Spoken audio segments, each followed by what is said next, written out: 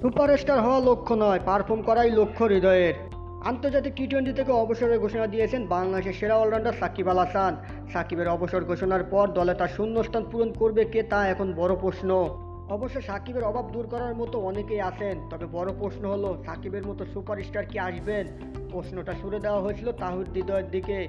সেই হৃদয়ে জানালেন সুপারস্টার হওয়ার দিকে নয়, বরং পারফর্ম করার দিকেই তার সব মনোযোগ। হৃদয় বলেন, সুপারস্টার তৈরি হওয়ার বিষয়টা বলতে পারবো না, সময় বলে দেবে। আগে পারফর্ম করাই আসল কথা। দলের জন্য ভালো ফলাফল আনতে পারলে ভবিষ্যতে অনেকেই আসবে। আন্তর্জাতিক ক্রিকেটে পারফরমেন্স ছাড়া আর কিছুই চিন্তা করার সুযোগ নেই। সবাই পারফর্ম করতে চায়। সাকিবের শূন্যতা দল অনুভব করলেও তার জায়গায় যিনি আসবেন তাকে বরণ করে নিতেও প্রস্তুত হৃদয়।